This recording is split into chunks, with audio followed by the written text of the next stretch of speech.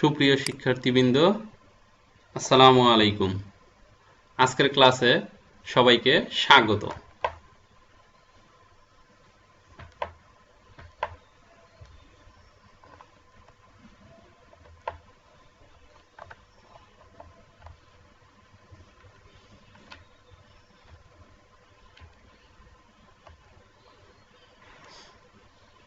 আমরা হিসাব বিজ্ঞান বিষয়ের একাদশ অধ্যায়ের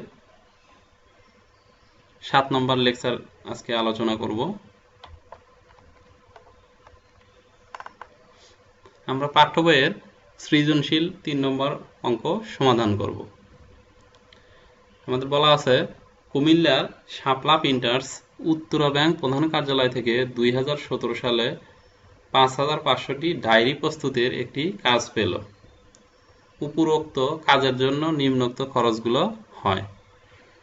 তাহলে আমরা দেখতে পাচ্ছি যে একটা ব্যাংক তাদের বাৎসরিক ডায়েরি ছাপানোর জন্য শাপলা প্রিন্টার্সকে একটা কাজ দিয়েছে। সর্বমোট আমাদের 5500টি ডায়েরি প্রস্তুত করতে হবে। তাহলে উপরোক্ত কাজগুলো করতে শাপলা প্রিন্টার্সের কি কি খরচ হবে? কাগজ ক্রয়। তাহলে এই কাগজ ক্রয় আমরা ডায়েরিতে জানি, ডায়েরি প্রস্তুত করতে গেলে কাগজই হলো প্রধান কাঁচামাল। তাহলে কাগজ ক্রয় হবে কাঁচামাল। ছাপার কালি ক্রয়, কালি ক্রয় আমরা প্রথম যখন এই অধ্যায়ের প্রথমে আলোচনা করেছি তখন আমরা পড়েছিলাম প্রত্যক্ষ খরচ 3 প্রকার: প্রত্যক্ষ কাঁচামাল, প্রত্যক্ষ শ্রম আর অন্যান্য প্রত্যক্ষ খরচ বা আরোপণযোগ্য প্রত্যক্ষ খরচ যেটা। সেখানে আমরা বলেছিলাম যে কংক্রিট মিক্সারের ভাড়া এটা প্রত্যক্ষ আরোপণযোগ্য খরচ, কারণ এটা পৃথক করা যায়, খরচটাকে পৃথক করা যায়। এখানে ছাপার কালি ক্রয়, 25,000 টাকা, এটাও আমাদের প্রত্যক্ষ খরচের মধ্যে যাবে। অন্যান্য প্রত্যক্ষ খরচ বা আরোপণযোগ্য প্রত্যক্ষ খরচ যেটা তার মধ্যে যাবে। আচ্ছা, প্রত্যক্ষ মজুরি আমরা পাচ্ছি 12,500 টাকা। আঠা ও সুতা ক্রয়, এটা পরোক্ষ খরচ, এটা ফ্যাক্টরি পরিমাণ। আমরা দেখেছি যে পরোক্ষ খরচ কি কি হয় সেগুলোর একটা তালিকা দেখেছি। এটা আঠা ও সুতো ক্রয় 5,000 টাকা, এটা পরোক্ষ খরচ, কারখানা ও পরিবহনের মধ্যে যাবে। কারখানা ভাড়া, এটা তো কারখানা ও পরিবহনের মধ্যে যাবে। কারখানার বিদ্যুৎ খরচ, এটাও কারখানা ও পরিবহনের মধ্যে যাবে। অফিস ও প্রশাসনিক ব্যয়, আমরা যখন বিশদ বিবরণী প্রস্তুত করব তখন অফিস ও প্রশাসনিক ব্যয় দেখাবো। আপ্যায়ন খরচ, এটা অফিস ও প্রশাসনিক ব্যয়ের মধ্যে যায়, সাথে যাবে। বলছে বিল আদায় খরচ দরপত্রে উদ্ধৃত মূল্যের 2%। বিল আদায় খরচ আমরা বিশদ বিবরণীতে লিখি যে অফিস ও প্রশাসনিক ব্যয়, আর একটা লিখি হলো বিক্রয় ও বিতরণ বা বন্টন ব্যয়।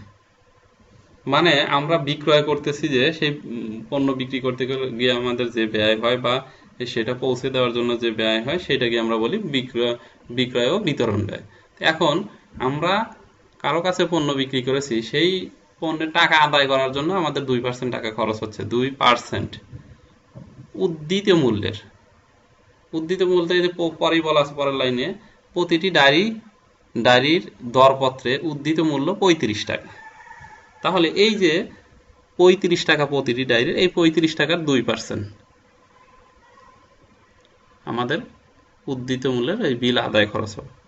আচ্ছা, আমরা অঙ্ক করতে গেলে এটা বিস্তারিত তখন বুঝতে পারবো।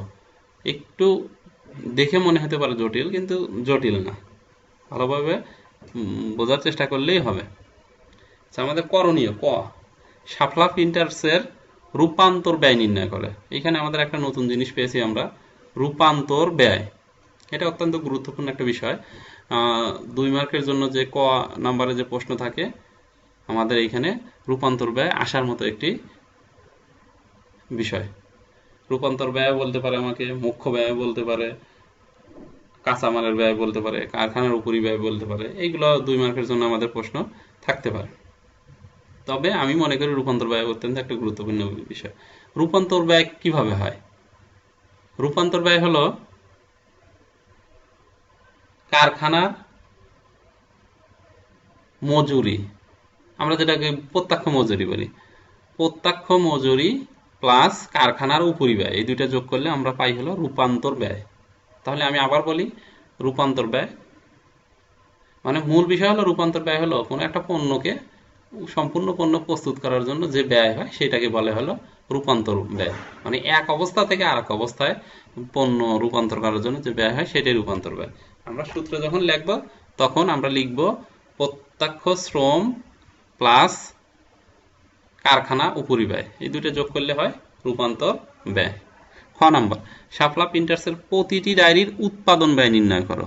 দেখো প্রশ্নটা ভালোভাবে বোঝার চেষ্টা করবে।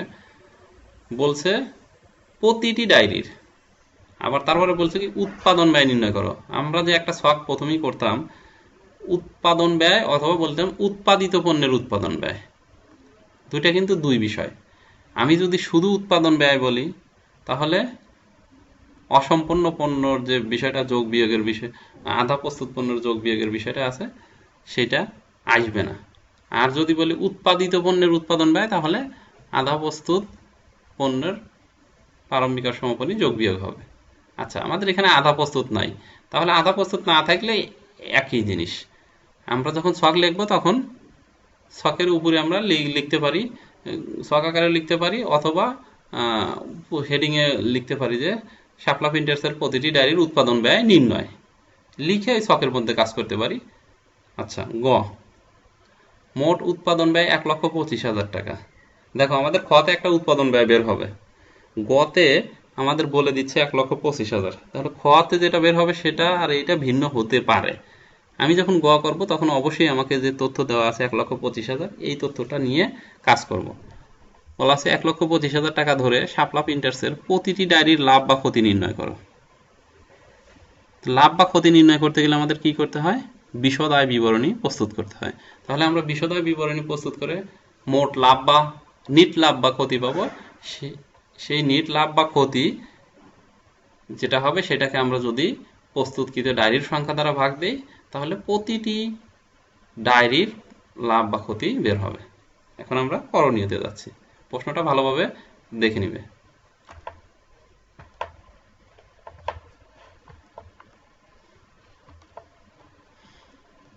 শাপলা প্রিন্টার্সের রূপান্তর ব্যয় নির্ণয়। দেখো আমরা প্রথমেই বলেছি প্রত্যক্ষ মজুরি, মজুরি বা শ্রম যে কোনোটা হতে পারে, এর সাথে যোগ করব কারখানা উপরিব্যয়। সবসময় রূপান্তর ব্যয় নির্ণয়ের এই একটাই পদ্ধতি, প্রত্যক্ষ মজুরি যোগ কারখানা উপরিব্যয়। এখন কারখানা উপরিব্যয় আমি যদি বের করতে ভুল করি তাহলে কিন্তু আমার রূপান্তর ব্যয় সঠিক হবে না। প্রথমে আমি প্রত্যক্ষ মজুরি 12,500 টাকা যোগ কারখানা উপরিব্যয়,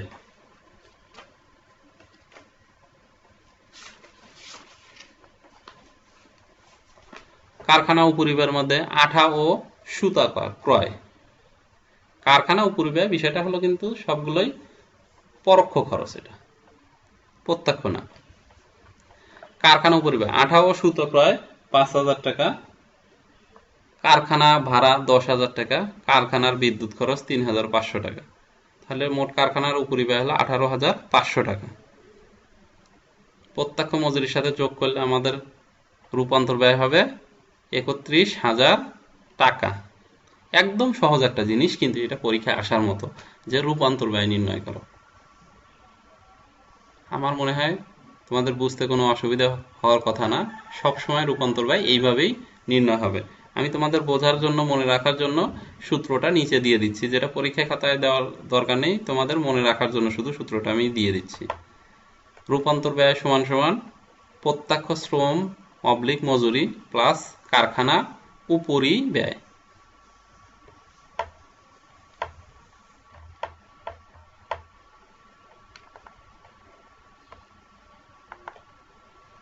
শাপলা প্রিন্টার্স উৎপাদন ব্যয় বিবরণী, আর একটা বলা হয় উৎপাদিত পণ্যের উৎপাদন ব্যয় বিবরণী।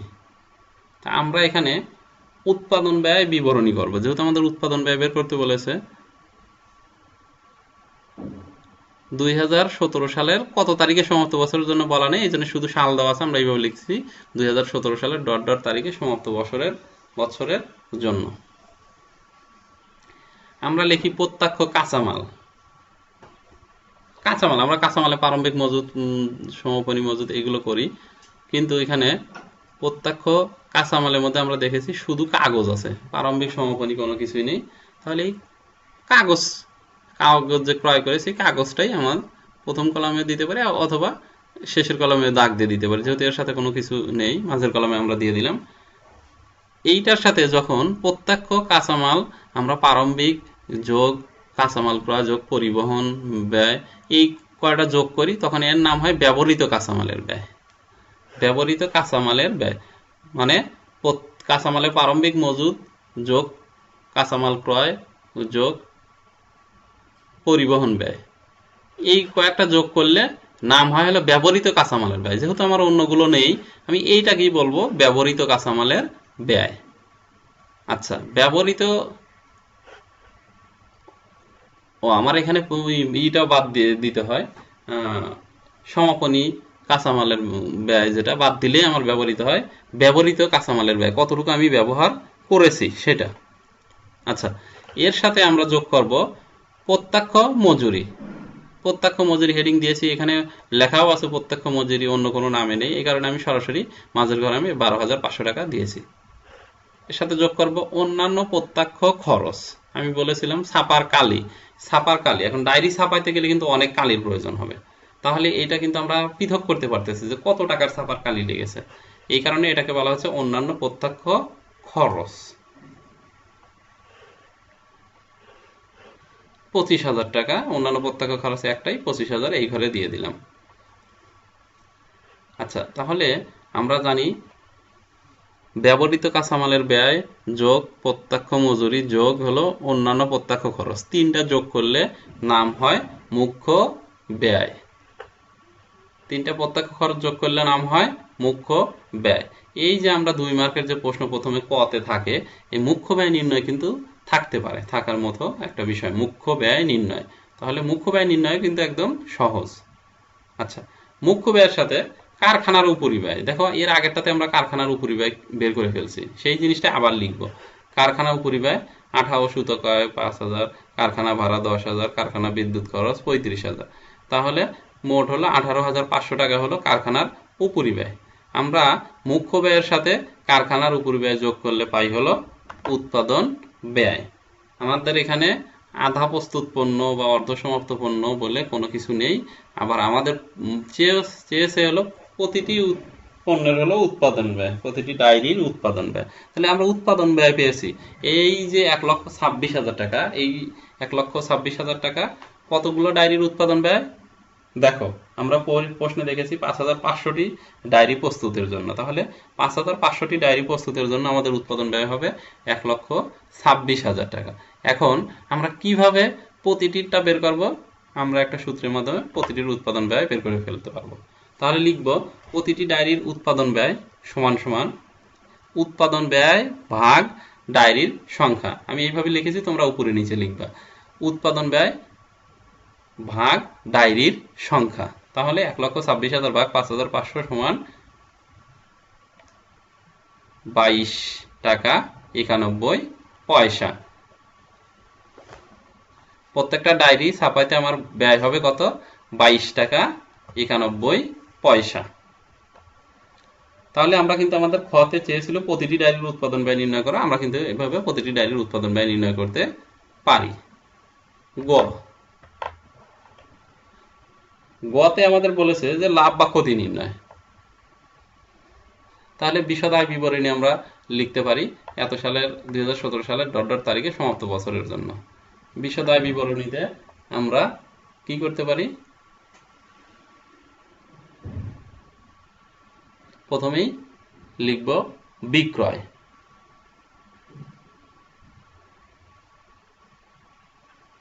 বিক্রয় থেকে আমরা বিক্রিত পণ্যের ব্যয় বাদ দিলে আমাদের বের হয় মোট মুনাফা।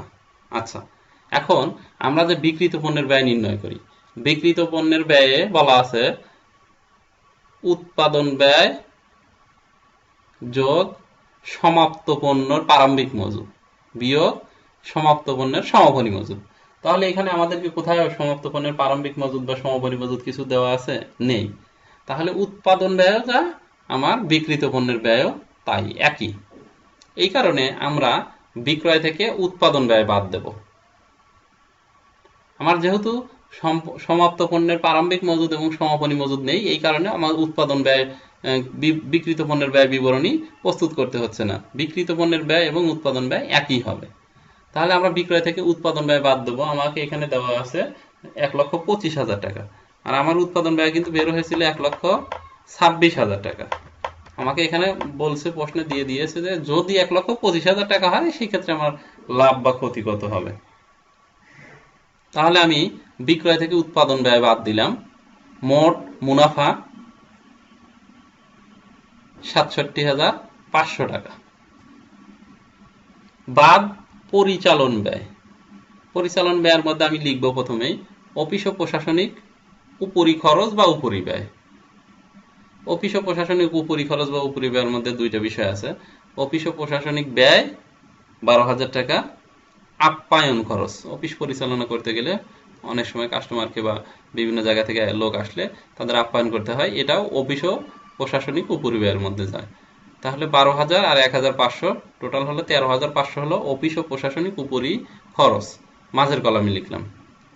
এরপরে বিক্রয় ও বিতরণ উপরি খরচ।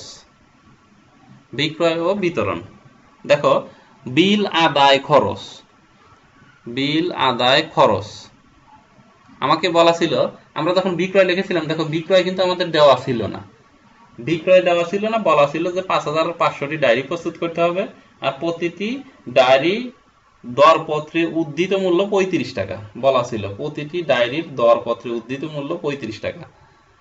মানে যারা আমাদের কাছ থেকে ডায়েরি তৈরি করে নিচ্ছে তাদেরকে আমরা বলেছি যে 35 টাকা করে প্রত্যেকটা ডায়েরি মূল্য দিতে হবে, আমরা এটা লিখেছি। এই জন্য তাহলে বিক্রয় 5,500 গুণ 35 গুণ করলে 1,92,500 টাকা। এখন আমরা বিল আদায় খরচ, দেখো বলা আছে যে উদ্ধৃত মূল্যের 2%, তাহলে মোট বিক্রয় করতেছি 1,92,500 টাকা। এখন এই 1,92,500 টাকার 2% হলো আমরা তাদের কাছ থেকে আদায় করতে গেলে আমাদের খরচ হবে। বিল আদায় খরচ, ভ্যাট কেটে রাখতে পারে বা অন্য কিছু কেটে রাখতে পারে, এই বাবদ আমাদের আদায় খরচ হলো 2%, এটাও আমাদের খরচ। তাহলে 2% হয় 3,850 টাকা। তাহলে আমরা এইটা বের হলো আমার বিক্রয় ও বিতরণ উপরি ব্যয়। দুইটা যোগ করলে আমার আসে হলো 17,350 টাকা পরিচালন ব্যয়। তাহলে মোট মুনাফা থেকে পরিচালন ব্যয় 17,350 টাকা বাদ দিলে নিট মুনাফা 50,150 টাকা। তাহলে আমরা 5,500টি ডায়েরি প্রস্তুত করলে আমাদের নিট মুনাফা হবে 50,150 টাকা। আমাকে বলেছে প্রতিটি ডায়েরির লাভ বা ক্ষতি নির্ণয় করো। আমরা দেখতে পাচ্ছি কিন্তু এখানে মুনাফা বের হয়েছে, মানে লাভ হয়েছে। অবশ্যই তাহলে আমার প্রতিটি ডায়েরির লাভ হবে। আমরা কিভাবে বের করব? প্রতিটি ডায়েরির লাভ সমান সমান নিট মুনাফা ভাগ ডায়েরির সংখ্যা। তাহলে নিট মুনাফা হলো 50,150 ভাগ 5,500। তাহলে প্রত্যেকটা ডায়েরিতে আমার 9 টাকা 12 পয়সা লাভ হবে। আমার মনে হয় বুঝতে পারার কথা, কোথাও অসুবিধা হওয়ার কথা না। যদি কোনো সমস্যা হয় তাহলে আমাকে অবশ্যই জানাবে। না বুঝতে পারলে আরেকবার ভিডিওটা দেখবে, তাহলে হয়তো বুঝতে পারবে। বাড়ির কাজ, দেখো বলা আছে আতিক বলপেন কারখানায় 1 লক্ষ কলম তৈরি করতে নিম্নোক্ত খরচসমূহ সংগঠিত হয়। তাহলে কারখানাতে কি তৈরি করে? কলম তৈরি করে। কতগুলো কলম? 1 লক্ষ কলম। আচ্ছা, আমরা দেখি অনেক সময় যে কলমের হিসাব ডজনে করে। ডজন কতটাতে হয় আমাদের অবশ্যই জানা আছে, 12 পিসে হয় ডজন। দেখি আমাদের তথ্য দেওয়া আছে কি। প্রথমে বলা আছে কাঁচা মালের মজুদ 1 জানুয়ারি 2017 আছে 22,500, 31শে ডিসেম্বর 2017-তে আছে 17,500। তাহলে প্রথমটা প্রারম্ভিক, দ্বিতীয়টা সমাপনী। তৈরি কলমের মজুদ মানে সমাপনী, যেটা সম্পন্ন পণ্য, যেটা 20,000 আর 25,000। কাঁচামাল ক্রয় ৭২,৫০০। কারখানা শ্রমিকের মজুরি ৫০,০০০। পরিবহন খরচ ১৮,০০০। কারখানা ভাড়া ২০,০০০। ম্যানেজারের বেতন ১০,০০০। অফিস খরচ ২৫,০০০। বিজ্ঞাপন ১০,০০০। বিক্রয় কর্মীর বেতন ৫,৫০০।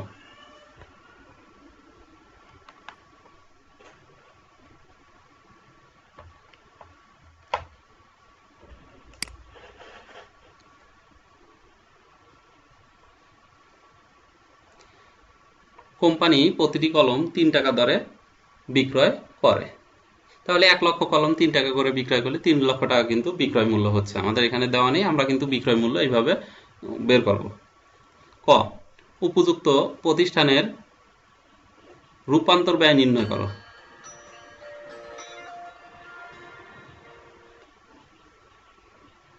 উপযুক্ত প্রতিষ্ঠানের রূপান্তর ব্যয় নির্ণয় করো। আমরা আগে প্রথম অঙ্কটাতে রূপান্তর ব্যয় কিভাবে নির্ণয় করতে হয় দেখেছি। আমরা কত রূপান্তর ব্যয় নির্ণয় করব। খ, প্রতি ডজন কলমের উৎপাদন ব্যয় নির্ণয় করো। আগের অঙ্কের মতোই এটা উৎপাদন ব্যয় বলা হয়েছে, এখানেও আধা প্রস্তুত পণ্য নেই। প্রতি ডজন কলমের আমাদের দেওয়া আছে কিন্তু ১ লক্ষ কলম। তাহলে আমরা ডজন কিভাবে বের করব? ১ লক্ষকে ১২ দিয়ে ভাগ দিলে ডজন বের হবে, কত ডজন কলম সেটা বের হবে। প্রতিষ্ঠানের নিট মুনাফা নির্ণয় করো। বিশদ বিবরণী প্রস্তুত করলে আমরা নিট মুনাফা পেয়ে যাব, কিন্তু এখানে কিন্তু বলা নেই যে প্রতিটি কলম বা প্রতি ডজন কলমের নিট মুনাফা নির্ণয় করো। মোট যেটা হবে নিট মুনাফা ছকের মধ্যে যেটা থাকবে সেটাই। তাহলে গ তো অবশ্যই পারার কথা। খতে উৎপাদন ব্যয় প্রতি ডজন কলমের, এটাও পারার কথা। আমরা আগে ছকে উৎপাদন ব্যয় বের করবো, এরপরে নিচে লিখে দেবো যে প্রতি ডজন কলমের উৎপাদন ব্যয় সমান সমান উৎপাদন ব্যয় ভাগ যত ডজন বের হবে সেই ডজন দিয়ে ভাগ দিয়ে দেবো, তাহলে বের হয়ে যাবে। আর কত হলো রূপান্তর ব্যয় নির্ণয়, এটাও পারার কথা। রূপান্তর ব্যয়ের মধ্যে কি যাবে আমার? কারখানা শ্রমিকের মজুরি ৫০,০০০ টাকা যাবে। কারখানার ভাড়া এই দুইটাই যাবে। তাহলে কারখানার উপরি ব্যয় আর শ্রমের ব্যয় এই দুইটা যোগ করলেই হয় রূপান্তর ব্যয়। আমরা এটা পেয়ে যাচ্ছি। বাকিটাও অবশ্যই পারার কথা, চেষ্টা করবে। না পারলে আমি পরবর্তীতে এটা দেখিয়ে দেব। সকলকে ধন্যবাদ। আজকের মতো এখানেই শেষ করছি। আসসালামু আলাইকুম।